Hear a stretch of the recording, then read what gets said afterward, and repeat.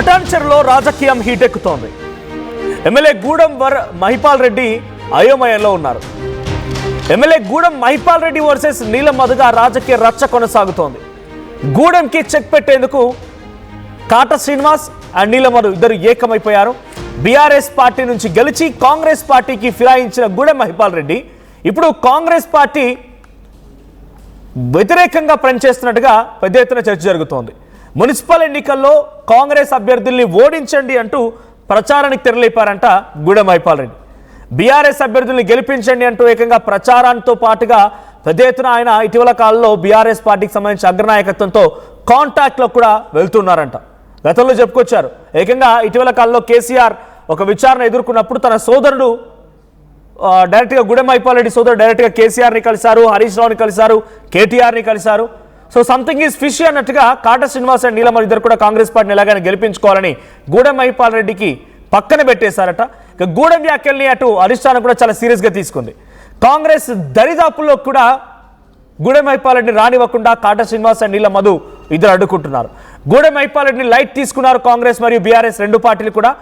గూడెంను పక్కన పెట్టి కాంగ్రెస్ అభ్యర్థులకి స్వయంగా వాళ్ళే నిర్ణయించి నీలం మధు అండ్ కాట శ్రీనివాస్ ఇద్దరు కూడా బీఫాములు ఇప్పించుకున్నారు. గూడెం డబుల్ గేమ్ ఆడుతున్నారని జోరుగా ప్రచారం కూడా జరుగుతోంది. దీంతో ఆయనకు చెక్ పెట్టేందుకు ప్లాన్ చేస్తున్నారు కాట శ్రీనివాస్ గౌడ నీలం మధు. ఆయన పటాన్చెరు నియోజకవర్గంలో కాట శ్రీనివాస్ అండ్ నీలం మధు ఇద్దరి పైన గెలుపొందారు గూడెం మహిపాల్ రెడ్డి. అటు కాట శ్రీనివాస్ కాంగ్రెస్ పార్టీ తరఫున పోటీ చేస్తే కాంగ్రెస్ పార్టీ టికెట్ అనౌన్స్ చేసి చిట్ట చివరిగా ఆయన క్యాన్సిల్ చేసి మళ్ళీ నీలం మధు బీఎస్పీ నుంచి కంటెస్ట్ చేయాల్సి వచ్చింది. మొన్న మధ్య మెరక్ ఎంపీ ఎలక్షన్లో కూడా నీలం మధు మెరక్ ఎంపీగా కాంగ్రెస్ పార్టీ తరఫున పోటీ చేశారు. సో గూడెం మహిపాల్ రెడ్డి పైన ఇద్దరు కూడా ఓడిపోయారు. ఆ తర్వాత గూడెం మహిపాల్ రెడ్డి కాంగ్రెస్ పార్టీలో చేరారు. సో కాంగ్రెస్ పార్టీలో చేరిన తర్వాత కాట శ్రీనివాస్ అండ్ నీలం మధు ఇద్దరు కూడా వ్యతిరేకించారు, విభేదించారు కూడా. అలాంటి వాడిని ఎలా చేర్చుకుంటారని చెప్పి కాంగ్రెస్ అధిష్టానంతో కూడా పోరాడారు. అనేక కార్యక్రమాల్లో పెద్ద ఎత్తున వ్యతిరేక గళాన్ని కూడా వినిపించారు. అటు కాంగ్రెస్ పార్టీకి సంబంధించిన ఒరిజినల్ కార్యకర్తలు అండ్ గూడెం మహిపాల్ రెడ్డి కార్యకర్తల మధ్య విభేదాలు జరిగే గొడవలు కూడా తారాస్థాయికి చేరుకున్నాయి. ఏకంగా గూడెం మహిపాల్ రెడ్డి కార్యాలయాన్ని సైతం చుట్టుముట్టారు, రాస్తారోకో చేపట్టారు, పెద్ద ధర్నాలు కూడా చేపట్టారు. ఎందుకంటే ఆయన ఎమ్మెల్యే కార్యాలయంలో ఇంకా కేసీఆర్ ఫోటోనే ఉంది. రేవంత్ రెడ్డి ముఖ్యమంత్రి అయినా రేవంత్ రెడ్డి ఫోటోను కూడా పెట్టుకోవడానికి ఇష్టపడినటువంటి వ్యక్తిని మీరు కాంగ్రెస్ పార్టీలో ఎలా చేర్చుకుంటారంటూ విభేదించారు. ఆ తర్వాత కొంతమంది గూడెం మహిపాల్ రెడ్డి పార్టీ ఫిరాయించారని చెప్పి పిటిషన్లు వేయడం, 10 మంది ఎమ్మెల్యేల పైన పిటిషన్లు వేస్తే 9 మందికి క్లియరెన్స్ రావడం, 9 మంది ఆ బీఆర్ఎస్ పార్టీలో ఉన్నారన్నట్టుగా స్పీకర్ ప్రకటించడంతో వారంతా బీఆర్ఎస్లో ఉన్నారని ప్రకటించినప్పటికీ కాంగ్రెస్ పార్టీతో కలిసిపోయారు, కాంగ్రెస్ పార్టీలో వాళ్ళు తిరుగుతున్నారనే విషయం లోకమంతా తెలిసిందే. స్పీకర్ నిర్ణయం టెక్నికల్గా ఉంటే సర్వసాధారణంగా ప్రజల్లో ఉండేటువంటి మాట గూడెం మహిపాల్ రెడ్డి ఏ పార్టీలో ఉన్నారంటే బీఆర్ఎస్ పార్టీ కాదు కాంగ్రెస్ అనే రకంగా అందరూ చెప్పుకుంటూ ఉంటారు. అది కాంగ్రెస్ కండువా కప్పుకున్నారు, కార్యక్రమాలు కూడా హాజరయ్యారు. కాబట్టి ఇప్పుడు అదే మహిపాల్ రెడ్డి కాంగ్రెస్ పార్టీలో గతంలో కండువా వేసుకొని జాయిన్ అయిపోయి ఇప్పుడు ప్రజల్లో అదే రకంగా మాట ఉన్నప్పటికీ ఆయన మనసు మాత్రం ఇంకా బీఆర్ఎస్ దగ్గర ఉండిపోయింది.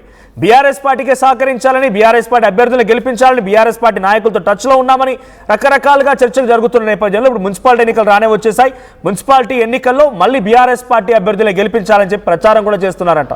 ఆయన అటు బీఆర్ఎస్ పట్టించుకోవట్లేదు, కాంగ్రెస్ కూడా పక్కన పెట్టేసింది. ఇక ఎలాగైనా సరే ఆయన తంటాలైన పడతారన్న చందంగా ఎలాగైనా సరే కాంగ్రెస్ పార్టీ నాయకులను గెలిపించుకోవాలని గూడెం మహిపాల్ రెడ్డి ప్రమేయం ఎక్కడా లేకుండా ఆయన పక్కన పెట్టేసి ఇద్దరు గతంలో చెప్పుకొచ్చారు రామలక్ష్మణ్ లాగా ఉంటామని చెప్పి కాట శ్రీనివాస్ గౌడ నీలం మధు ఇప్పుడు అదే రకంగా రామలక్ష్మణ్ లాగా ఇద్దరు బరిలోకి దిగి కాంగ్రెస్ పార్టీని గెలిపించుకోవడం కోసం నీలం మధు ప్రయత్న కృషి చేస్తున్నారు. కాట శ్రీనివాస్ గౌడ్ కూడా అదే రకంగా ముందుకు వెళ్తున్నారు. సో దీనికి సంబంధించి మరిన్ని అప్డేట్స్ మా ప్రతినిధి మధు ఉన్నారు. మధు, సో జనరల్గా 9 మంది ఎమ్మెల్యే ఎవరైతే క్లీన్ చిట్ దొరికిందో కడియం కానీ తర్వాత బండ్ల కృష్ణమోహన్ కానీ, అరకపుడి గాంధీ, ప్రకాష్ గౌడ్, తెల్లం వెంకట్రావు, ఆ తర్వాత మరికొంతమంది పోచారం శ్రీనివాస్ రెడ్డి, సంజయ్, వీళ్ళంతా కూడా 9 మందిలో 8 మంది కూడా వాళ్ళంతా బీఆర్ఎస్ పార్టీ అని చెప్పుకున్నప్పటికీ వాళ్ళే ఇన్ఛార్జీలుగా ఉన్నారు.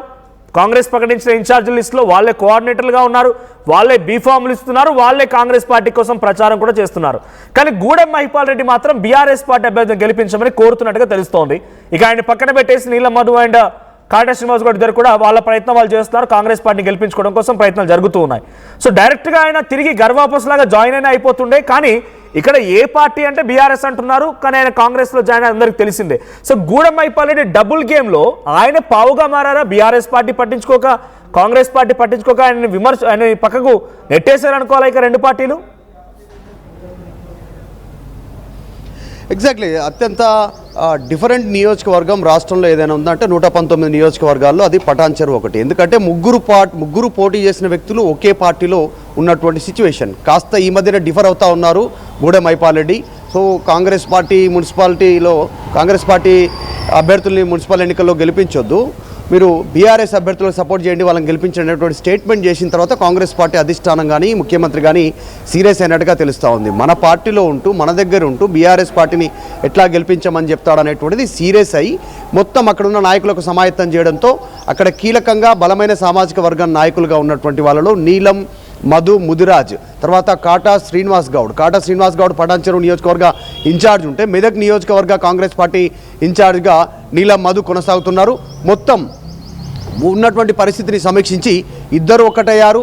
ఇద్దరు కలిసి ముందుకు వెళ్తే గూడెంని రాజకీయంగా దెబ్బ కొట్టొచ్చు అనేటువంటిది పార్టీ నిర్ణయం తీసుకోవడంతో ఇద్దరు ఒకటైనటువంటి పరిస్థితి. మొత్తం 5 మున్సిపాలిటీలు ఉన్నాయి పటాన్ చెరువులో. ఒకటి ఇస్నాపూర్, ఇంద్రేశం, జిన్నారం, గుమ్మడిదల, గడ్డిపోతారం. ఈ వీటికి సంబంధించిన విషయంలో ఇద్దరు కలిసి బీఫామ్లు వాళ్ళు కాంగ్రెస్ పార్టీ నాయకులకు, కార్యకర్తలకు ఇచ్చారు. ఎందుకంటే మిగతా 9 నియోజకవర్గాల్లో ఎగ్జాంపుల్ జగిత్యాల తీసుకుంటే అక్కడ సంజయ్ ఇస్తున్నటువంటి పరిస్థితి, తర్వాత చేవెళ్ళే తీసుకుంటే అక్కడ కాళ యాదయ్య బీఫామ్లు ఇస్తూ ఉన్నటువంటి సిచ్యువేషన్. ఇట్లా మిగతా నియోజకవర్గాల్లో పార్టీ మారి వచ్చినప్పటికి కూడా బీఫామ్లు, వాళ్ళు చెప్పినటువంటి వారికే టికెట్లు, వారు చెప్పినటువంటి వారికే మద్దతు ఉంది పార్టీలో. కానీ పటాన్ చెరువు నియోజకవర్గానికి వచ్చేసరికి ఎంటైర్ డిఫరెంట్, మొత్తం పక్కన పెట్టేశారు. అటు నా ఘర్కా నా ఘాట్కా అనేటువంటి సిచ్యువేషన్ ప్రస్తుతం గూడెం మైపాల్ రెడ్డి ఎదుర్కొంటున్నారు. అటు కాంగ్రెస్ పట్టించుకోవట్లేదు, కాంగ్రెస్లో కాక పెరిగింది, కాటా శ్రీనివాస్ గౌడ్ కాక పెంచే ప్రయత్నం చేశారు. మొత్తం కాంగ్రెస్ శ్రేణులు, కాంగ్రెస్ వర్గం అంతా కాటా శ్రీనివాస్ గౌడ్, నీలం, మధు, ముదిరాజ్ వెంట ఉన్నటువంటి సిచ్యువేషన్ ఈరోజు. సో గూడెంను కాంగ్రెస్ పూర్తిగా సైడ్ చేసింది. అటు బీఆర్ఎస్ కూడా అపాయింట్మెంట్ ఇవ్వట్లేదు, కేటీఆర్ అపాయింట్మెంట్ కోసం గూడెం ప్రయత్నం చేస్తే దగ్గరికి రానివ్వలేదు. ఈ మధ్యకాలంలో గూడెం మైపాల్ రెడ్డి తమ్ముడు రీసెంట్గా కేసీఆర్ని కలిశారు, గతంలో హరీష్ రావుని కలిశారు. అయినప్పటికీ కూడా బీఆర్ఎస్ యాక్సెప్టెన్సీ త్వరగా దక్కట్లేదు గూడెం మైపాల్ రెడ్డికి. ఏం చేయలేని పాలుపోని పరిస్థితిలో ఒక అయోమయమైనటువంటి సిచ్యువేషన్లో ఈరోజు పటాన్ చెరువు నియోజకవర్గంలో ఆయన పొలిటికల్గా దిక్కుచోచినటువంటి దిక్కులు చూస్తూ ఉన్నటువంటి సిచ్యువేషన్ ఉంది. సో ప్రస్తుతం ఇద్దరు కలిసి ప్రచారం చేస్తూ ఉన్నారు. ఇటు కాటా శ్రీనివాస్ గౌడ్, నీలం, మధు, ముదిరాజ్ పెద్ద ఎత్తున అక్కడ అభ్యర్థులను గెలిపించుకోవాలి, అభివృద్ధి జరుగుతుంది.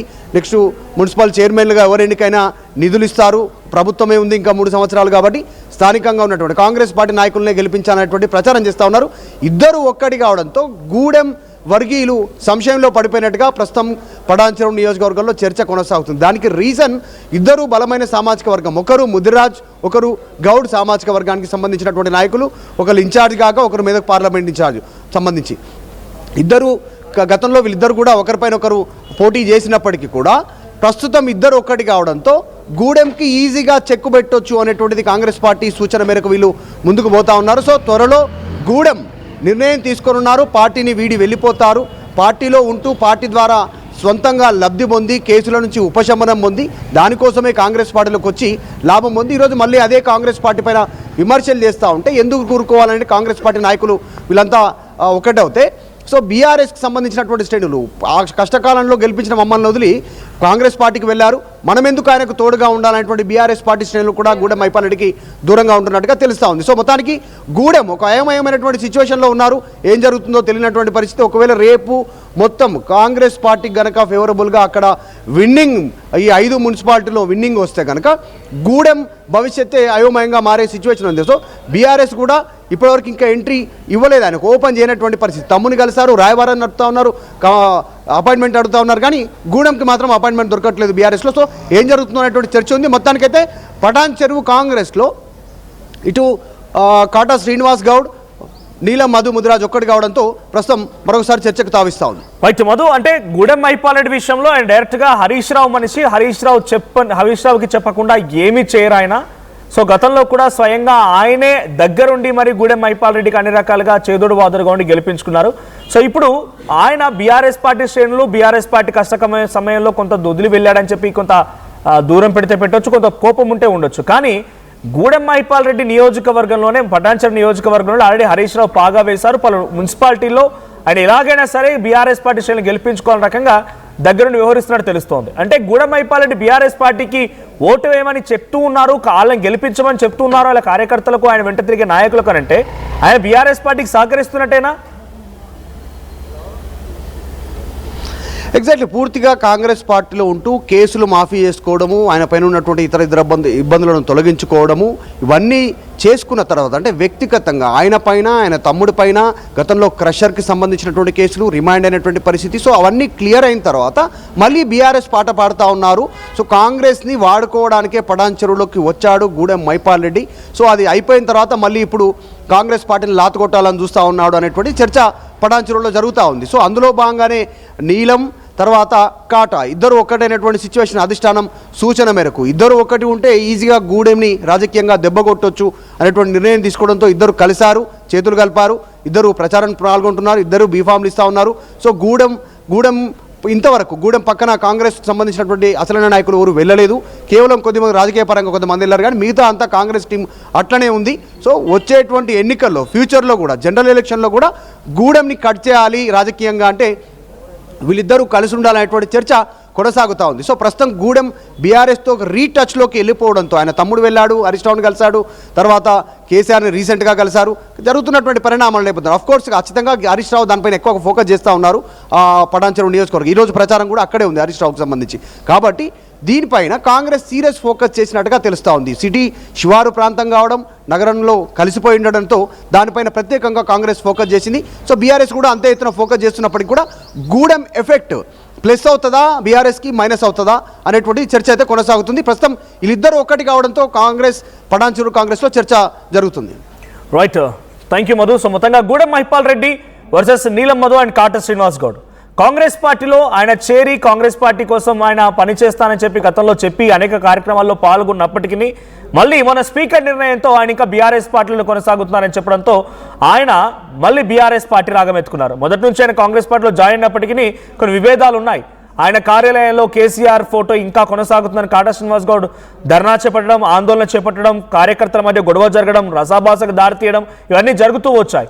సో ఇప్పుడు ఏకంగా గూడెం మహిపాల్ రెడ్డి బీఆర్ఎస్ పార్టీకి సంబంధించినటువంటి ఈ అభ్యర్థులు గెలిపించండి అని చెప్పి కోరుతున్నారంట. డైరెక్ట్గా ఆయన రకంగా కోరుతున్నారంట, ప్రజలు అడుగుతూ ఉన్నారు. సో కాంగ్రెస్ పార్టీలో ఉన్నారని చెప్పి కాంగ్రెస్ పార్టీతో జాయిన్ అయిపోయి కండువా కప్పుకొని ఏదో టెక్నికల్గా స్పీకర్ చెప్పినంత మాత్రాన ఆయన కాంగ్రెస్ పార్టీలో జాయిన్ అయ్యి కాలేరు అనడానికి ఎవరు ఒప్పుకోరు, సామాన్య జనాలు కూడా ఒప్పుకోరు, బీఆర్ఎస్ పార్టీ శ్రేణులు కూడా ఒప్పుకోరు ఆయన్ని.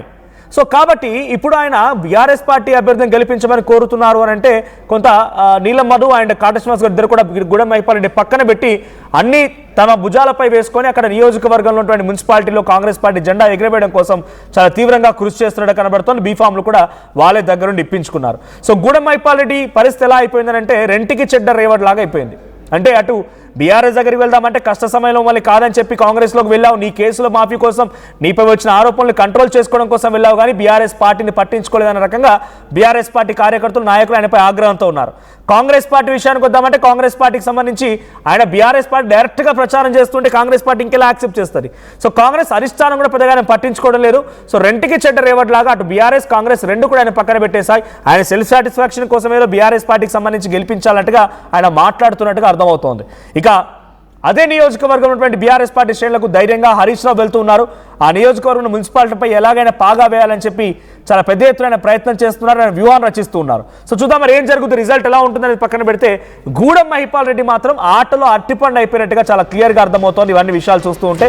సో మరి కాటా శ్రీనివాస్ గౌడ్, నీలం మధు గెలుస్తారా, లేదు గూడెం మహిపాల్ రెడ్డి తన వాదనని గట్టిగా వినిపించి ఆయన వాదనతో గెలుస్తారా? చూద్దాం ఏం జరుగుతుందో. మీ అభిప్రాయం ఏంటి? ఇప్పుడు జరిగేటువంటి మున్సిపాలిటీ